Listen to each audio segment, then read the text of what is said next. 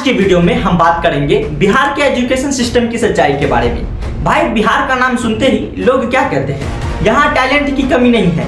लेकिन एक सवाल, अगर टैलेंट इतना है तो बिहार पीछे क्यों है?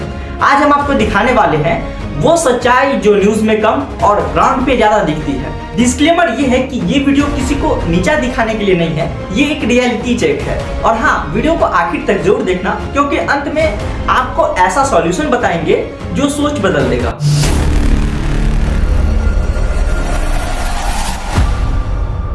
चलो भाई, सबसे पहले स्कूल चलते हैं, जहाँ से हर बच्चे का भविष्य शुरू होता है।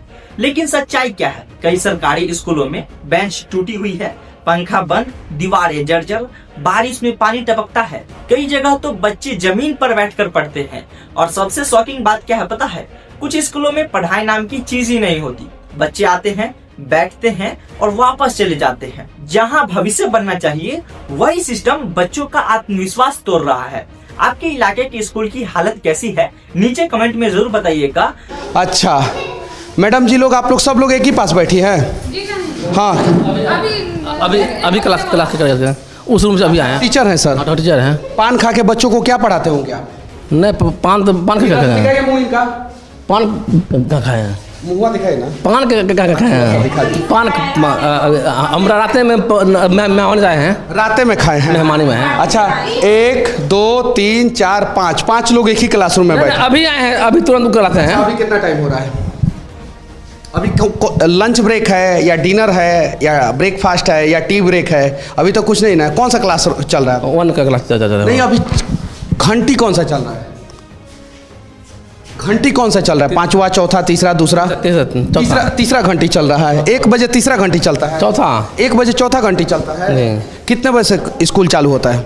स्कूल 9 बजे से होता है। 9 बजे से, तो 1 बजे चौथा घंटी हुआ। अब बात करते हैं मिड डे मील की। सरकार का मकसद साफ है, कोई बच्चा भूखा न रहे। लेकिन ग्राउंड रियलिटी कई जगह दाल पानी जैसी मिलती है, चावल आध पका मिलता है, सफाई का अभाव और कुछ मामलों में पैसा भी बीच में से ही गायब हो जाता है। अब सोचिए, जो खाना बच्चों के पोषण के लिए होता है, वही अगर सही न मिले तो क्या होगा? बच्चों का हक सिस्टम में कहीं खो जाता है। लेकिन अभी असली समस्या बाकी है। अब एक ऐसी समस्या जिस पर कम बात होती है, टॉयलेट। आज भी कई स्कूलों में टॉयलेट नहीं है, या है भी तो यूजेबल नहीं है। सबसे ज्यादा असर किस पर पड़ता है पता है? लड़कियों पर। कई लड़कियां इसी वजह से पढ़ाई छोड़ देती है। और इसका निष्कर्ष ये निकल के आता है, एक टॉयलेट की कमी किसी का पूरा भविष्य रोक देता है। अब आते हैं सबसे जरूरी हिस्से पर, टीचर्स। पहले ये समझ लो, सभी शिक्षक ऐसे नहीं होते। कई बहुत अच्छे भी है, लेकिन रियलिटी ये भी है कि कई जगह क्लास में मोबाइल चलाना, पढ़ाने में इंटरेस्ट कम, बच्चों को खुद छोड़ देना। कुछ केसेस में तो टीचर क्लास में सोते तक दिखे हैं। अब सोचो, अगर गाइड ही सीरियस नहीं होगा तो बच्चों का क्या होगा? इन लोगों को पता ही नहीं है कि टीचर नौकरी नहीं, जिम्मेदारी है। कुछ जगह ये भी खबर आई है कि बच्चों के साथ सख्ती या मारपीट। हम जनरलाइज नहीं कर रहे हैं, लेकिन ये चिंता की बात है। स्कूल डर की जगह नहीं है, सीखने की जगह होनी चाहिए। अब सोचो, बच्चे क्या करें? क्लास में पढ़ाई नहीं, घर में गाइडेंस नहीं, तो वो क्या करेंगे? मोबाइल चलाएंगे, गेम खेलेंगे, टाइम पास करेंगे। फिर सोसाइटी बोलती है आजकल के बच्चे खराब है। लेकिन सच क्या है? System fail equal to student lost. जब सिस्टम फेल होता है तो दोष बच्चों पर डाल दिया जाता है। प्रैक्टिकल नॉलेज बिल्कुल जीरो होता है। डिग्री तो मिल जाती है, लेकिन काबिलियत नहीं मिलती है। इसी वजह से बिहार के लाखों बच्चे बाहर जाते हैं, जैसे कोटा, दिल्ली, पुणे। घर छोड़कर सपनों के लिए स्ट्रगल करते हैं। अब स्कूल के बाद कॉलेज होता है, सोचा होगा सब ठीक होगा, लेकिन रियलिटी क्या होता है? क्लास रेगुलर नहीं, अटेंडेंस जो होता है फॉर्मल होता है। टैलेंट बिहार में जन्म लेता है, लेकिन ग्रो बाहर जाकर करता है। अब सबसे जरूरी सवाल ये है कि क्या सॉल्यूशन है? इसका सॉल्यूशन है भाई कि स्कूल की मॉनिटरिंग स्ट्रांग हो, टीचर की अकाउंटेबिलिटी फिक्स हो और डिजिटल एजुकेशन बढ़े। और सबसे जरूरी जो है, पेरेंट्स जागरूक बने, स्टूडेंट भी जिम्मेदारी ले। बिहार के बच्चों में आग है, बस सिस्टम थोड़ा ठीक हो जाए तो बिहार को कोई नहीं रोक सकता। अगर आपको ये वीडियो अच्छा लगा हो तो इसे शेयर जरूर कीजिएगा, क्योंकि बदलाव तब आता है जब सच्चाई हर किसी तक पहुंचती। अगली एपिसोड में हम बात करेंगे बिहार की कोचिंग कल्चर, जहां स्कूल फेल हो जाता है और कोचिंग बन जाती है नई शिक्षा व्यवस्था। आज के एपिसोड में हम बात करेंगे कोचिंग कल्चर को लेके। पिछले एपिसोड में हमने देखा था कि बिहार का एजुकेशन सिस्टम कहाँ खड़ा है, लेकिन एक सवाल सबके मन में आया होगा, अगर स्कूल में पढ़ाई नहीं होती तो बच्चे सीखते कहाँ से है? आंसर है कोचिंग सेंटर से। आज बिहार में एक नई दुनिया बन चुकी है, जहाँ स्कूल जो है उस साइड में और कोचिंग बन गया है असली स्कूल। आज हम दिखाएंगे कोचिंग कल्चर की पूरी सच्चाई। और हाँ, वीडियो को आखिर तक देखना, क्योंकि अंत में हम बताएंगे क्या ये सिस्टम सही है या एक नया जाल है।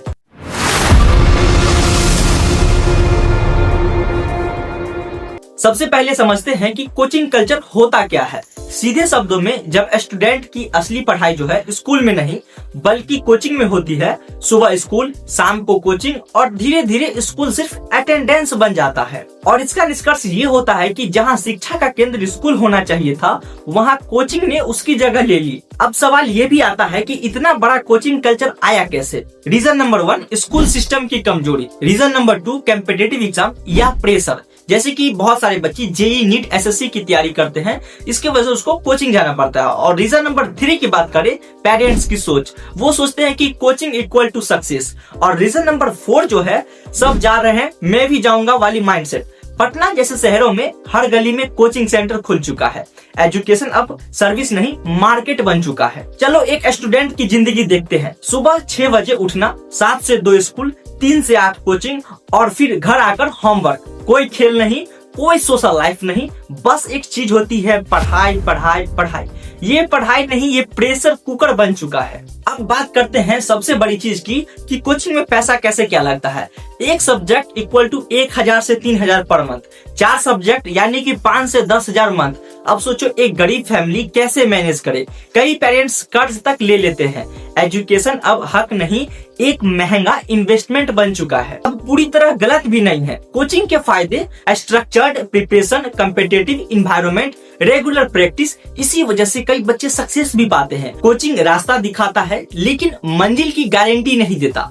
अब आते हैं सबसे खतरनाक हिस्से पर, रोड लर्निंग, रटने की आदत, क्रिएटिविटी खत्म, मेंटल प्रेशर। कई बच्चे डिप्रेशन तक पहुंच जाते हैं। और सबसे बड़ा नुकसान जो होता है, फेल्योर का डर। यह सिस्टम बच्चों को टॉपर बनाता है लेकिन इंसान कमजोर कर देता है। आज सिचुएशन क्या है? School equal to formality, coaching equal to reality. Teacher school में पढ़ाते कम है और कोचिंग पे ज्यादा फोकस देते हैं। एक ही टीचर, 2 अलग अलग चेहरा। अब बिहार से बाहर क्यों जाते हैं बच्चे, जैसे कि कोटा, दिल्ली? क्योंकि यहाँ कंपटीशन और क्वालिटी दोनों मिलते हैं। अपने स्टेट पे भरोसा नहीं है, इसीलिए बाहर जाना मजबूरी बन गया है। सवाल ये भी आता है कि क्या कोचिंग कल्चर खत्म होना चाहिए? नहीं, लेकिन बैलेंस जरूर हो। स्कूल सिस्टम स्ट्रांग हो, कोचिंग सपोर्ट बने, रिप्लेसमेंट नहीं। फीस कंट्रोल हो, मेंटल हेल्थ पर ध्यान दिया जाए। एजुकेशन का असली मतलब समझना, सीखना, आगे बढ़ना, ना कि सिर्फ एग्जाम क्लियर करना। अगर बिहार को बदलना है तो कोचिंग नहीं, सिस्टम बदलना होगा। अगर आपको ये वीडियो अच्छा लगा हो तो इसे शेयर जरूर कीजिएगा। और नेक्स्ट एपिसोड जो आने वाला है वो अनएम्प्लॉयड क्राइसिस पे आने वाला है। और इससे पिछले वाले एपिसोड अगर आप नहीं देखे तो यहाँ पे क्लिक करके देख सकते हैं, क्योंकि ये एजुकेशन से रिलेटेड है, बिहार में एजुकेशन की स्थिति। और भाई सब्सक्राइब कर लो, क्योंकि अब असली गेम शुरू होगा। आज के एपिसोड में हम बात करने वाले हैं अनएम्प्लॉयड क्राइसिस को लेके। भाई स्कूल गए, कोचिंग की, डिग्री भी ले ली, लेकिन फिर भी नौकरी नहीं मिली। ये कहानी सिर्फ एक इंसान की नहीं है, ये बिहार के लाखों युवाओं की सच्चाई है। आज हम बात करेंगे आखिर बिहार में जॉब क्राइसिस क्यों है, और सबसे बड़ा सवाल, क्या गलती हमारी है या सिस्टम की है? वीडियो को आखिर तक देखना, क्योंकि अंत में हम आपको सॉल्यूशन भी देंगे।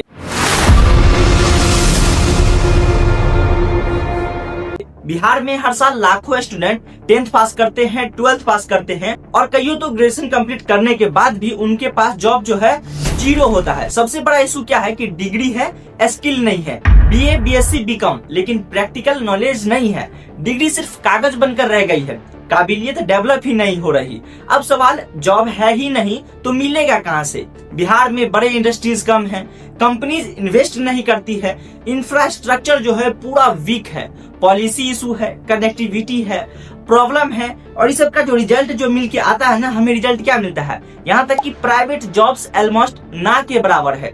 जहाँ इंडस्ट्री नहीं, वहाँ एम्प्लॉयमेंट कैसे होगा? अब बिहार में सबसे बड़ा ट्रेंड क्या है? Government job. हर घर में एक ही सपना होता है, सरकारी नौकरी। लेकिन रियलिटी क्या है? लाखों फॉर्म, हजारों सीट, कंपटीशन इक्वल टू जो है ना एक्सट्रीम हो चुका है। एक सीट के लिए 1000+ लोग जो फॉर्म भरते हैं। यहाँ नौकरी नहीं, जंग होती है, जंग। अब बात करते हैं सिस्टम की। एग्जाम डिले होती है, पेपर लीक होती है, रिजल्ट लेट होता है, कई एग्जाम 2-3 साल तक अटके रहते हैं, स्टूडेंट एज निकल जाती है, तैयारी जो है पूरी होती है लेकिन मौका ही नहीं मिलता। अब जो है सबसे बड़ा हिडन प्रॉब्लम क्या है? स्किल गैप है। स्टूडेंट जानते क्या है, कंपनीज चाहती क्या है। मिसमैच के साथ साथ यहाँ पे no communication skill, no technical skill, no real world exposure. यहाँ पे एजुकेशन सिस्टम पढ़ाता कुछ और है और मार्केट जो है मांगता कुछ और है। अब समझो क्यों लोग बिहार छोड़ते हैं। दिल्ली, मुंबई, गुजरात, गल्फ कंट्रीज क्यों? क्योंकि वहाँ जॉब है, बिहार में टैलेंट है लेकिन अपॉर्चुनिटी नहीं है। घर छोड़ना चॉइस नहीं, मजबूरी बन चुका है। अब इसका असर क्या है? फ्रस्ट्रेशन है, डिप्रेशन है, डायरेक्शन लेस लाइफ हो चुका है। कई यूथ सालों तक प्रिपरेशन करते रहते हैं लेकिन रिजल्ट जो है बस 0 मिलता है। सपने बड़े थे लेकिन सिस्टम छोटा पड़ गया। सबसे जरूरी सवाल जो है सॉल्यूशन क्या है? हाँ भाई, सॉल्यूशन तो मिलेगा। स्किल बेस्ड एजुकेशन होना चाहिए, प्राइवेट सेक्टर डेवलपमेंट होना चाहिए, स्टार्टअप कल्चर प्रमोट करना, ट्रांसपेरेंट एग्जाम सिस्टम और यहाँ तक कि कैरियर जो है अवेयरनेस होना चाहिए। यूथ को भी बदलना होगा, सिर्फ गवर्नमेंट जॉब नहीं, स्किल भी सीखो। बिहार के युवाओं में दम है, मेहनत है, जुनून है, बस जरूरत है सही डायरेक्शन की। अगर सिस्टम और सोच दोनों बदल जाए तो बिहार को कोई रोक नहीं सकता। अगर आपको ये वीडियो अच्छा लगा हो तो इसे शेयर जरूर कीजिएगा। और अगला एपिसोड में जो हम बात करने वाले हैं वो माइग्रेशन को लेके बात करने वाले हैं, पूरा सच अगले वीडियो में। सब्सक्राइब करना मत भूलना। धन्यवाद। आज के एपिसोड में हम बात करेंगे माइग्रेशन को लेके कि बिहार में जो माइग्रेशन है उनको लेके। भाई, बिहार का एक कॉमन सीन है। घर में एक कमरा खाली है, माँ की आंखों में इंतजार दिख रहा है और फोन पर एक ही बात, कब घर आओगे? क्यों? क्योंकि बेटा जो है घर छोड़ चुका है। पहले पढ़ाई के लिए छोड़ा था, फिर नौकरी के लिए छोड़ना पड़ा और धीरे धीरे वो आपस आना ही बंद कर देता है। आज हम बात करेंगे बिहार से होने वाले माइग्रेशन की पूरी सच्चाई की। उसके बाद स्टूडेंट से लेकर वर्कर तक सबकी कहानी आज एक वीडियो में।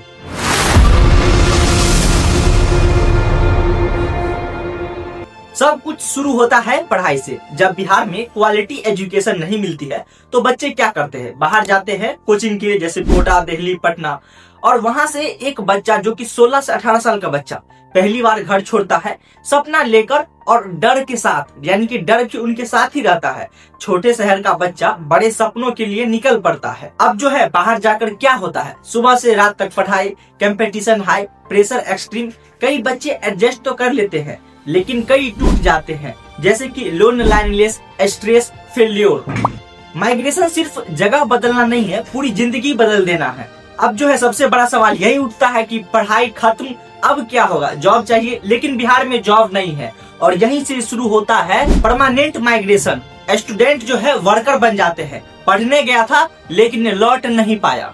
अब देखो बिहार के लोग कहाँ कहाँ जाते हैं? Delhi, Mumbai, Gujarat, Punjab, gulf countries. क्यों? क्योंकि वहाँ काम है, बिहार में टैलेंट है लेकिन अपॉर्चुनिटी नहीं है। यहाँ लोग काम ढूंढते हैं और बाहर काम उन्हें ढूंढ लेता है। सबसे दर्दनाक हिस्से की बात करें, माँ बाप अकेले, बच्चे दूर, साल में 1-2 बार मिलना, फोन पर ही रिश्ता रह जाता है। पैसा तो आ जाता है लेकिन अपने छूट जाते हैं। माइग्रेशन का असर सिर्फ परिवार पर नहीं पड़ता, पूरे स्टेट पर पड़ता है। ब्रेन ड्रेन, यूथ बाहर, लोकल डेवलपमेंट स्लो, गांव खाली, शहर भी स्ट्रगल में। जब टैलेंट बाहर चला जाता है तो स्टेट कमजोर हो जाता है। सबके मन में एक ही सवाल आता होगा कि क्या माइग्रेशन गलत है? नहीं, माइग्रेशन जरूरी है ग्रोथ के लिए, लेकिन मजबूरी वाला माइग्रेशन जो है वो प्रॉब्लम करता है।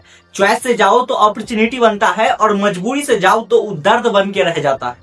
अब जो है सबसे जरूरी क्या है कि सॉल्यूशन क्या है? बिहार में जॉब क्रिएट हो, इंडस्ट्रीज आए, एजुकेशन सिस्टम स्ट्रांग हो, स्टार्टअप कल्चर बढ़े। यूथ को भी बदलना होगा, सिर्फ बाहर जाने का नहीं, कुछ बनाने का सोचना होगा। हम मान सकते हैं कि माइग्रेशन रुकेगा नहीं लेकिन कम जरूर हो सकता है। जिस दिन बिहार में ही अपॉर्चुनिटी मिल जाएगी उस दिन लोग जाना नहीं, वापस आना शुरू कर देंगे। अगर आपको ये वीडियो दिल से जुड़ा लगा हो तो इसे शेयर जरूर कीजिएगा। और नेक्स्ट एपिसोड में हम बात करेंगे प्राइवेट सेक्टर क्यों नहीं बढ़ता, पूरा सच अगले वीडियो में। आज के एपिसोड में हम बात करेंगे प्राइवेट सेक्टर फेल्योर के बारे में। भाई, पढ़ाई कर ली, कोचिंग भी कर लिया, डिग्री भी ले ली, लेकिन जब नौकरी ढूंढने निकले तो पता चला जॉब है ही नहीं। अब सवाल ये है कि आखिर बिहार में प्राइवेट सेक्टर क्यों नहीं बढ़ता, क्यों यहाँ बड़ी बड़ी कंपनियां नहीं आती, क्यों फैक्ट्रीज नहीं लगती। आज हम खोलेंगे पूरा सच जो शायद आपको पहले किसी ने नहीं बताया होगा।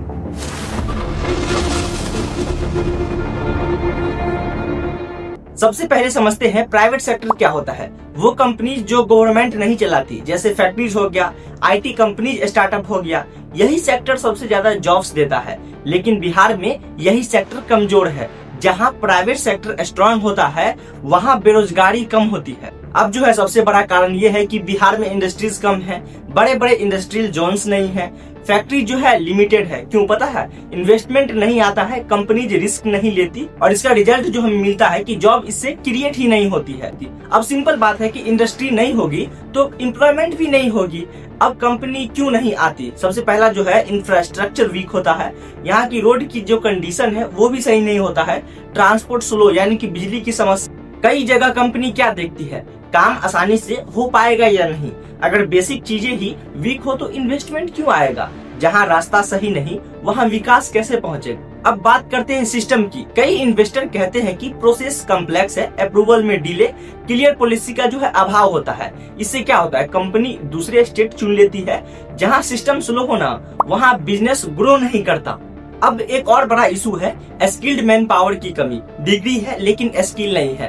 कंपनी को चाहिए क्या कि ट्रेंड वर्कर चाहिए, प्रैक्टिकल नॉलेज वाला चाहिए, और यही गैप जो है ना प्रॉब्लम बन जाता है। और इस सब का जो निष्कर्ष हमें देखने को मिलता है कि एजुकेशन सिस्टम और इंडस्ट्रीज दोनों अलग अलग दिशा में चल रहे हैं। यानी कि अब समझो कि कनेक्शन, बिहार में जॉब नहीं, प्राइवेट सेक्टर जो है वीक है, और इस सब का जो हमें देखने को मिलता है रिजल्ट, लोग बाहर जाते हैं जैसे कि दिल्ली, गुजरात, बॉम्बे। प्राइवेट सेक्टर की कमजोरी माइग्रेशन को मजबूरी बना देती है और इसका असर क्या होता है कि लोकल बिजनेस स्लो होती है, इनकम कम होती है, डेवलपमेंट स्लो होता है, यूथ बाहर जाते हैं, स्टेट अंदर से खाली है। जब पैसा और लोग दोनों बाहर जाएंगे तो स्टेट कैसे आगे बढ़ेगा? अब सवाल है कि क्या बिहार में पोटेंशियल नहीं है? बिल्कुल है। एग्रीकल्चर स्ट्रांग है, पॉपुलेशन यंग है, टैलेंट भरपूर है, लेकिन प्रॉब्लम एग्जीक्यूशन में है। ताकत है, बस डायरेक्शन की कमी है। सबसे महत्वपूर्ण ये है कि इसका सॉल्यूशन क्या है। सॉल्यूशन है भाई कि इंफ्रास्ट्रक्चर इंप्रूव हो, इजी बिजनेस पॉलिसी आए, स्कूल डेवलपमेंट और स्टार्टअप सपोर्ट, लोकल इंडस्ट्रीज को प्रमोट हो, यानी कि लोकल इंडस्ट्री जो है प्रमोट करे, government plus youth plus system, तीनों को मिलकर काम करना होगा। जिस दिन बिहार में प्राइवेट सेक्टर खड़ा हो गया ना, उस दिन जॉब के लिए बाहर जाना बंद हो जाएगा और लोग कहेंगे अब बिहार छोड़ना नहीं, यही फ्यूचर बनाना है। अगर आपको ये वीडियो अच्छा लगा हो तो इसे शेयर जरूर कीजिएगा। तो अगले एपिसोड में हम बात करेंगे कि बिहार में स्टार्टअप कल्चर मिसिंग क्यों है। आज के एपिसोड में हम बात करेंगे कि बिहार में स्टार्टअप कल्चर क्यों मिसिंग है। टैलेंट बिहार में है तो बिहार में ही स्टार्टअप कल्चर मिसिंग क्यों है। दोस्तों एक सवाल है आपसे, अगर बिहार में कोई लड़का या लड़की घर में बोले कि मुझे स्टार्टअप शुरू करना है, तो सबसे पहले जवाब क्या मिलता है? पहले नौकरी ढूंढो, सरकारी नौकरी की तैयारी करो, बिजनेस सबके बस की बात नहीं है। यही है असली सच। बिहार में टैलेंट की कमी नहीं है, यहाँ दिमाग भी है, मेहनत भी है और आइडियाज भी है। लेकिन फिर भी सवाल वही है कि स्टार्टअप कल्चर आखिर क्यों नहीं है? क्यों बिहार का यूथ दूसरे राज्य में जाकर कंपनीज बनाता है लेकिन अपने स्टेट में नहीं? आज की इस वीडियो में हम वही सच खोलने वाले हैं जो शायद किसी ने इतने सीधे तरीके से नहीं बताया होगा। अगर आप यूथ हो, कुछ बड़ा करना चाहते हो या बिहार के फ्यूचर को समझना चाहते हो तो यह वीडियो अंत तक जरूर देखना। सबसे पहले एक बेसिक बात समझते हैं, स्टार्टअप कल्चर आखिर होता क्या है। स्टार्टअप कल्चर का मतलब सिर्फ बिजनेस खोलना नहीं होता, इसका मतलब होता है नए आइडियाज पर काम करना, प्रॉब्लम्स सॉल्व करना, इनोवेशन करना, जॉब्स क्रिएट करना, रिस्क लेना। जब किसी जगह के लोग सिर्फ नौकरी ढूंढने की जगह खुद कुछ नया बनाना शुरू करते हैं, वहीं से स्टार्टअप कल्चर शुरू होता है। जैसे बेंगलुरु को देखो, आज वहाँ हजारों स्टार्टअप्स है।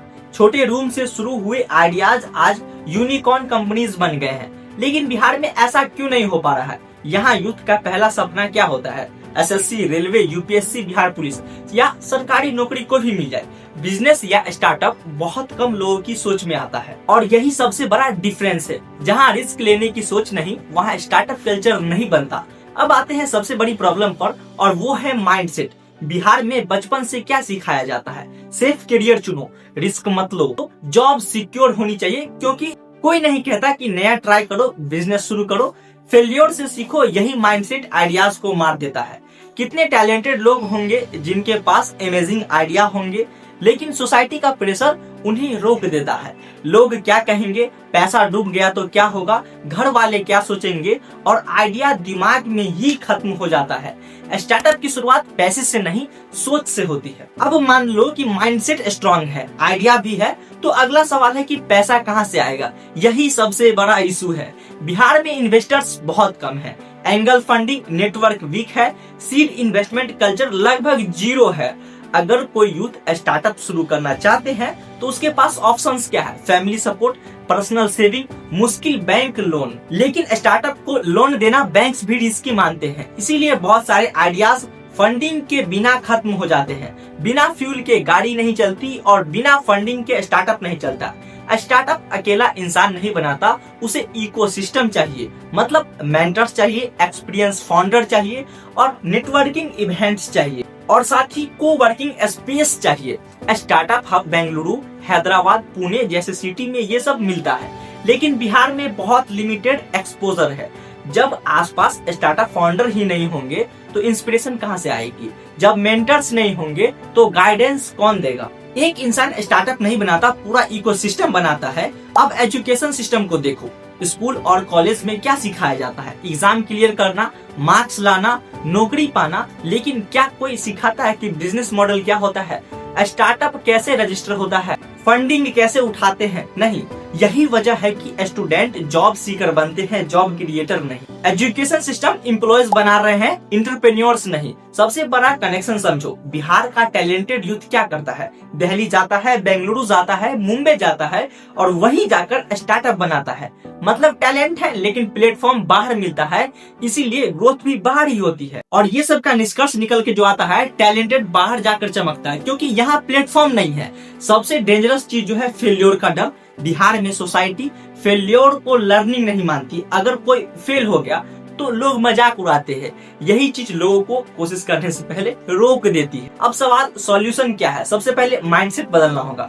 जॉब के साथ स्टार्टअप सोच, entrepreneurship education, local incubators, youth collaboration, government support, local funding network और सबसे जरूरी खुद पर भरोसा। बिहार में टैलेंट की कमी कभी नहीं थी, कमी थी सिर्फ प्लेटफॉर्म की और सोच की। जिस दिन बिहार का यूथ सिर्फ नौकरी ढूंढना छोड़कर नौकरी देना शुरू कर देगा, उस दिन बिहार को कोई नहीं रोक सकता। याद रखना, अगला बड़ा स्टार्टअप फाउंडर शायद बिहार से ही निकले। अगर आप भी मानते हो कि बिहार बदल सकता है तो वीडियो को शेयर करो। अगला एपिसोड बिहार के रोड्स और इंफ्रास्ट्रक्चर की सच्चाई। सब्सक्राइब करना मत भूलना। आज वाली एपिसोड में हम बात करेंगे बिहार की रोड्स, ब्रिज और ट्रांसपोर्ट की असली सच्चाई। विकास हुआ है या सिर्फ बातें हुई है? दोस्तों एक पल के लिए सोचिए, अगर कोई बाहर वाला आपसे पूछे कि बिहार कितना डेवलप है तो सबसे पहले दिमाग में क्या आता है? सड़कें, पुल, हाईवे, शहर का ट्रैफिक, गांव की टूटी सड़कें। क्योंकि किसी भी राज्य का असली पहचान उसकी इमारतों से नहीं बल्कि उसके रोड्स और ट्रांसपोर्ट सिस्टम से होती है। लेकिन सवाल ये है कि क्या सच में बिहार की रोड्स बेहतर हुई है? क्या गांव से शहर तक का सफर आसान हुआ है या आज भी विकास सिर्फ स्पीच और पोस्टर तक ही सीमित है? आज हम बात करेंगे बिहार के रोड्स की, ब्रिज की, ट्रैफिक और ट्रांसपोर्ट सिस्टम की असली सच्चाई की, जो हर आम आदमी की जिंदगी को रोज प्रभावित करता है। रोड्स क्यों जरूरी है? सबसे पहले एक बेसिक बात समझो, रोड सिर्फ सीमेंट और पत्थर नहीं होती, रोड मतलब इकोनॉमी होती है। सोचो एक किसान अपनी फसल लेकर मार्केट जाना चाहता है, तो अगर सड़क खराब हुआ तो फसल देर से पहुंचेगी, दाम कम मिलेगा और नुकसान बढ़ेगा। एक बच्चा स्कूल जाना चाहता है, अगर रास्ता टूटा है तो अटेंडेंस कम लगेगी और पढ़ाई पर असर। एक मरीज हॉस्पिटल जाना चाहता है, अगर रोड खराब है तो इलाज में देरी होगी, जान का खतरा होगा। यही वजह है कि रोड्स किसी भी स्टेट की डेवलपमेंट की बैकबोन होती है और ये सब जो मिलके एक पावर लाइन बनाता है। सड़क सिर्फ रास्ता नहीं होती, विकास की नस होती है। अब सबसे बड़ा सवाल ये है कि क्या शहर और गांव की रोड्स एक जैसी है? सच कहे तो नहीं। पटना, गया, मुजफ्फरपुर जैसे शहरों में कई रोड्स बेहतर दिखती है, लेकिन जैसे ही गांव की तरफ बढ़ते हो तो पिक्चर बदल जाती है। टूटी सड़कें, बारिश में कीचड़, पानी भरना, आने जाने में मुश्किल, यह असली दर्द है। शहर का विकास कैमरे में तो दिख जाता है, लेकिन गांव की परेशानी अक्सर छिप जाती है। मतलब कि साफ है, शहर का विकास दिखता है, गांव का दर्द जो है छिप जाता है। अब असली टेस्ट आता है बारिश।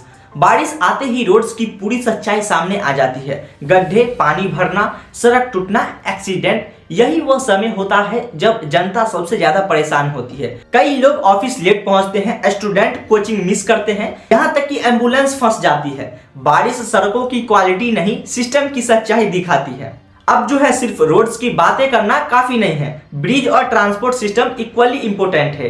कई जगह बिहार में नए ब्रिज बनने से लोगों का सफर आसान हुआ है। जो दूरी पहले 2 घंटे की थी वो अब 40 मिनट में पूरी हो जाती है। लेकिन कुछ एरियाज आज भी वीक है, कनेक्टिविटी से जूझ रहे हैं और यही ट्रांसपोर्ट प्रॉब्लम शुरू होती है। यूजेज की कमी, over crowded autos, irregular public transport, गाँव से शहर डायरेक्ट कनेक्टिविटी इशू। एक जो पुल होता है सिर्फ 2 जगह नहीं जोड़ता, पूरी इकोनॉमी जोड़ देता है। अब शहरों की बात करें, पटना जैसे शहरों में सबसे बड़ी प्रॉब्लम क्या है? ट्रैफिक जाम और नैरो रोड्स, रैंडम पार्किंग और over pollution, poor traffic management result. जिससे होता है कि डेली जाम, फ्यूल लॉस, टाइम वेस्ट और स्ट्रेस। एक छोटा सा रास्ता तय करने में 30 से 40 मिनट लग जाते हैं। रोड छोटी हो तो शहर की स्पीड भी छोटी हो जाती है। सबसे कंट्रोवर्शियल सवाल यह है कि रोड जल्दी टूटती क्यों है? आपको पता ही होगा कि बिहार में जो है रोड बहुत ज्यादा टूटती है और सबसे ज्यादा कंट्रोवर्शियल सवाल यही है कि रोड जल्दी टूटती क्यों है। लोग अक्सर बोलते हैं कि लो क्वालिटी मटेरियल यूज होता है, पुअर मेंटेनेंस होती है, करप्शन। यही वो सवाल है जो हर आदमी पूछता है। विकास की सबसे बड़ी दुश्मन कमजोर नीयत होती है। अब सवाल है कि सॉल्यूशन क्या है? इसका सॉल्यूशन यही है कि better road quality, regular maintenance और विलेज कनेक्टिविटी, ड्रेनेज सिस्टम को लेके smart transport planning, better city bus route होना चाहिए, ब्रिज एक्सपेंशन होना चाहिए। अगर ये सही हो जाए तो बिहार की इकोनॉमी और स्पीड दोनों बदल सकती है। याद रखिएगा, रोड सिर्फ सीमेंट और पत्थर नहीं होती, रोड फ्यूचर बनाती है। जिस दिन बिहार के हर गांव तक स्ट्रॉन्ग रोड और हर शहर तक स्मूथ ट्रांसपोर्ट पहुंच जाएगा, उस दिन विकास सिर्फ पोस्टर में नहीं, हर घर में दिखेगा। अगर आप लोग भी चाहते हैं कि बिहार की रोड्स और ट्रांसपोर्ट सिस्टम वर्ल्ड क्लास बने तो इस वीडियो को शेयर करो। रात के 11 बजे है, गर्मी 42 डिग्री है, पूरा परिवार छत पर बैठा है, पंखा बंद है, कूलर बंद है, फोन की बैटरी जो है 8% पर है और तभी लाइट चली जाती है। कुछ सेकंड के लिए पूरा घर अंधेरे में डूब जाता है। बच्चे कहते हैं पापा लाइट कब आएगी, और पापा के पास कोई जवाब नहीं होता। दोस्तों, ये सिर्फ एक घर की कहानी नहीं है, ये बिहार के लाखों घरों की कहानी है। लेकिन सवाल ये है कि इतने सालों बाद भी बिहार में बिजली की समस्या खत्म क्यों नहीं हुई, जबकि रिपोर्ट्स कहती है कि 24 गुने सप्लाई के लिए रिफॉर्म्स चल रहे हैं और इंफ्रास्ट्रक्चर अपग्रेड हो रहा है, बिजनेस स्टैंडर्ड +2 हो गया है। तो फिर ग्राउंड रियलिटी क्या है? आज हम उसी डार्क ट्रूथ को खोलेंगे। बिजली सिर्फ लाइट नहीं, जिंदगी है। सबसे पहले एक बात समझो, बिजली सिर्फ बल्ब नहीं जलाती, बिजली जिंदगी चलाती है। एक स्टूडेंट रात में पढ़ रहा है, लाइट गई, उसका एग्जाम प्रिपरेशन रुक गया। एक शॉप ऑनर फ्रिज पर डिपेंड है, लाइट गई, उसका सामान खराब। एक पेशेंट ऑक्सीजन मशीन पर है, लाइट गई, सोचो क्या हो सकता है। यही वजह है कि बिजली सिर्फ सुविधा नहीं, जीवन की बैकबोन है। बिजली सिर्फ रोशनी नहीं, जीवन की धड़कन है, धड़कन। बिहार क्यों अंधेरे में चला जाता है? अब आते हैं सबसे दर्दनाक पार्ट पर। समर पावर कट, जैसे ही गर्मी आती है पूरा लोड अचानक बढ़ जाता है। Fan, cooler, AC, pumps, fridge, peak demand तेजी से ऊपर जाती है। बिहार में डिमांड पिछले कुछ सालों में तेजी से बढ़ी है और कंज्यूमर बेस भी बहुत बढ़ा है, यहाँ तक कि म्यूज कॉर्नर +2। लेकिन असली इशू क्या है? सप्लाई डिमांड को हर समय स्मूथली मैच नहीं कर पाती। इसी वजह से कई जगह ट्रिपिंग, वोल्टेज फ्लक्चुएशन और लोकल फॉल्ट्स आते हैं। गर्मी में पावर कट सिर्फ फॉल्ट नहीं, पूरे सिस्टम का प्रेशर होता है। सबसे इमोशनल सवाल की बात करें, क्या बिहार में सबको बराबर बिजली मिलती है? सच इतना सिंपल नहीं है। कुछ अर्बन एरियाज में सप्लाई बेहतर होती है, लेकिन कई ग्रामीण इलाकों में अभी भी आउटेज और लो वोल्टेज बड़ी समस्या है। कुछ रिसेंट रिपोर्ट्स में ट्रैवल और रिमोट विलेज में लंबे समय तक डार्कनेस की बात भी सामने आई है। यही वजह है कि लोगों को लगता है कि शहर में डेवलपमेंट दिखता है, गांव में जो है स्ट्रगल दिखती है। और ये सब का निष्कर्ष ये निकलता है कि कहीं एलईडी की रोशनी, कहीं अब भी लालटेन की याद। अब असली विलेन कौन है? क्या सिर्फ बिजली कम बन रही है? नहीं, अक्सर प्रॉब्लम जनरेशन से ज्यादा डिस्ट्रीब्यूशन में होता है। पुराने तार, ओवरलोडेड ट्रांसफार्मर, उल्टी फीडर, लोकल ग्रिड इशू। यही वजह है कि सरकार अंडरग्राउंड केबलिंग, ERP सिस्टम और लाइन मॉडर्नाइजेशन पर काम कर रही है। बिजनेस स्टैंडर्ड +1 मतलब प्रॉब्लम सिर्फ प्रोडक्शन नहीं है, डिलीवरी सिस्टम भी है। बिजली बनती है लेकिन हर घर तक सही नहीं पहुंचती। बारिश के समय में यानी कि मॉनसून का जो सीन सोचोगे तो तेज बारिश, हवा, पुराने पोल्स और अचानक पूरा एरिया डार्क। बारिश में शॉर्ट सर्किट और ट्रांसफार्मर फॉल्ट्स सबसे कॉमन होता है। इसीलिए लोग बोलते हैं बारिश आते ही लाइट जाने वाली है। बारिश पानी नहीं लाती, कई बार अंधेरा भी लाती है। अब सबसे पावरफुल हिस्सा, जनता का दर्द। कई लोगों ने ऑनलाइन कंप्लेंट्स में 8-8 घंटा पावर कट की फ्रस्ट्रेशन शेयर की है। सोचो, रात भर नींद खराब, फोन डेड, इंटरनेट बंद, काम रुक गया। यही फ्रस्ट्रेशन कमेंट्स में एक्सप्लोड होती है। जब लाइट जाती है तो सिर्फ अंधेरा नहीं आता, गुस्सा भी आता है। क्या आने वाले समय में फ्यूचर ब्राइट है?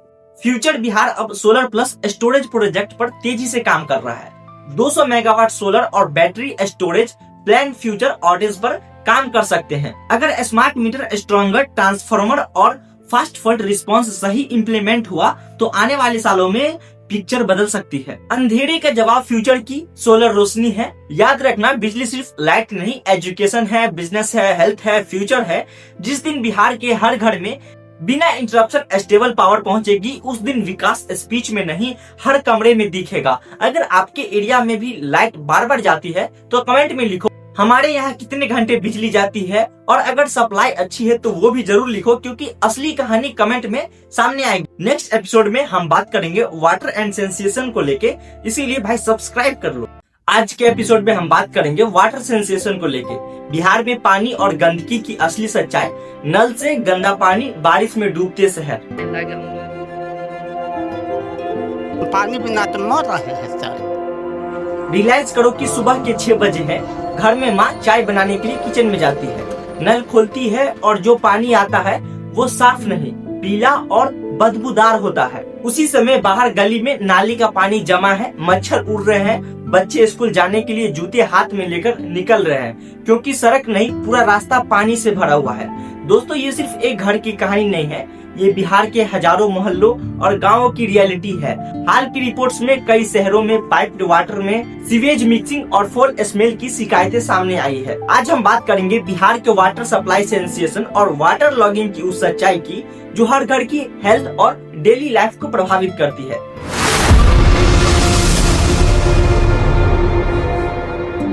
सबसे पहले एक बात समझो, पानी सिर्फ एक सुविधा नहीं, पूरी जिंदगी है। सुबह उठने से लेकर रात सोने तक हर चीज पानी पर डिपेंड करती है।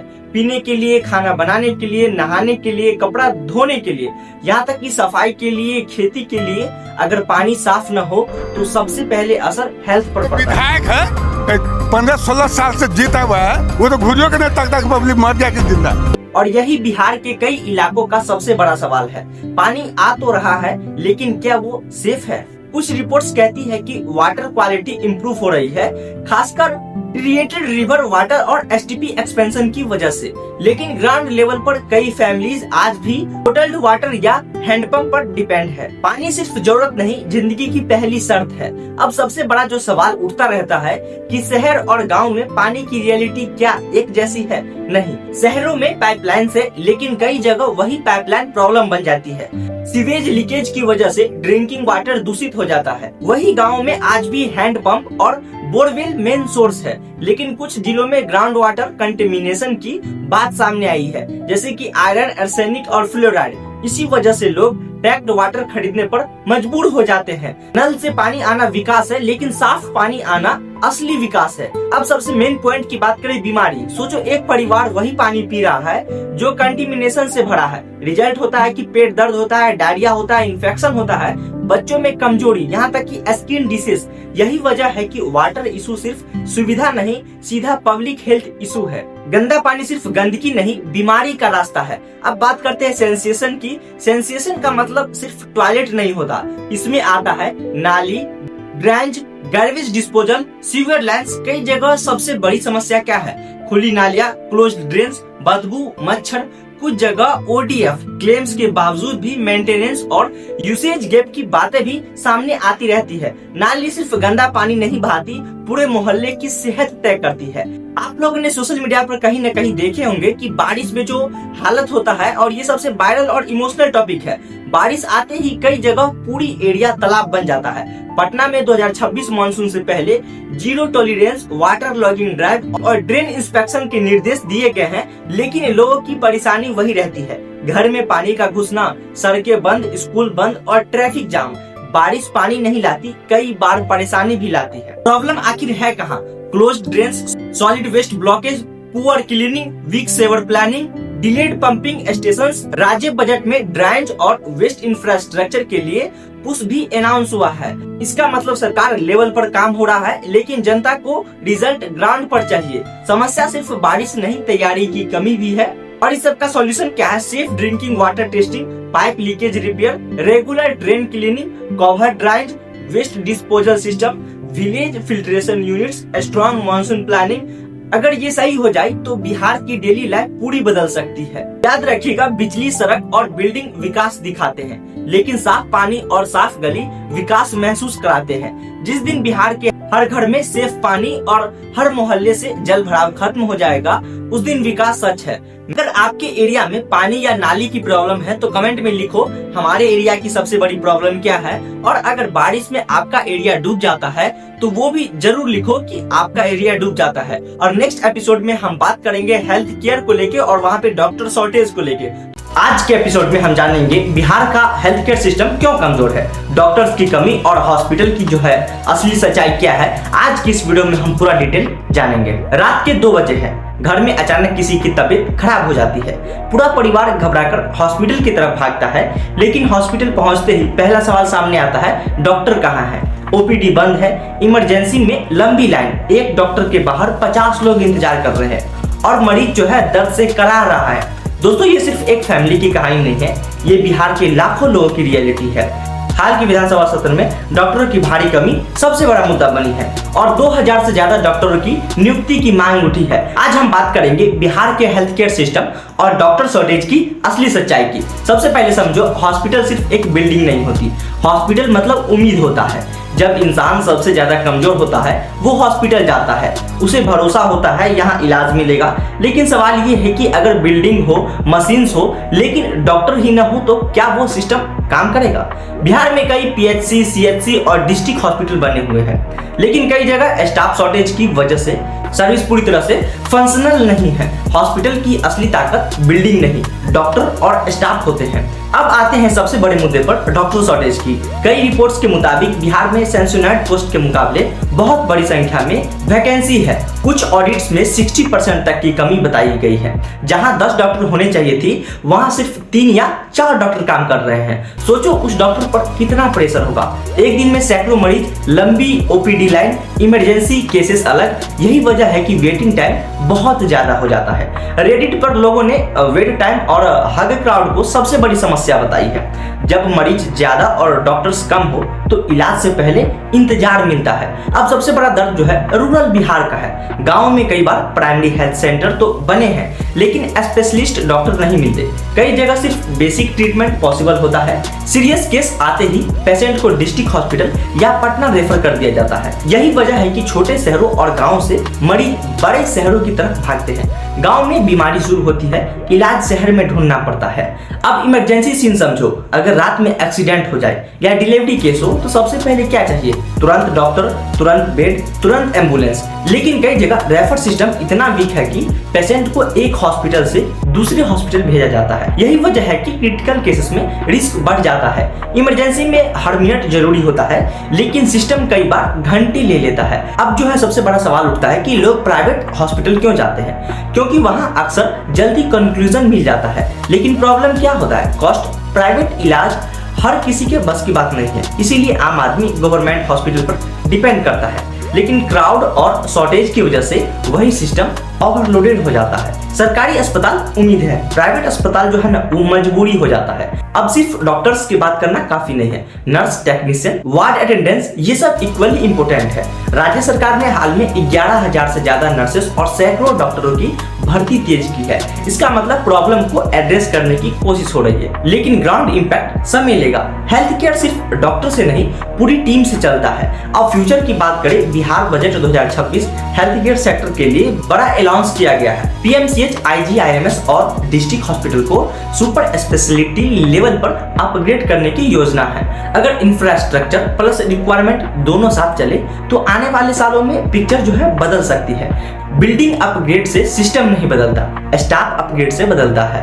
याद रखना, एक मजबूत हेल्थ केयर सिस्टम सिर्फ इलाज नहीं देता, उम्मीद देता है, सुरक्षा देता है और जिंदगी बचाता है। जिस दिन बिहार के हर गांव और हर शहर में डॉक्टर आसानी से मिलेगा, उस दिन विकास का असली मतलब महसूस होगा। अगर आपके एरिया में डॉक्टर शॉर्टेज या हॉस्पिटल प्रॉब्लम है तो कमेंट में जरूर लिखो हमारे यहाँ सबसे बड़ी हेल्थ प्रॉब्लम क्या है, और पिछले वाले एपिसोड को जरूर देखना यहाँ पे क्लिक करके।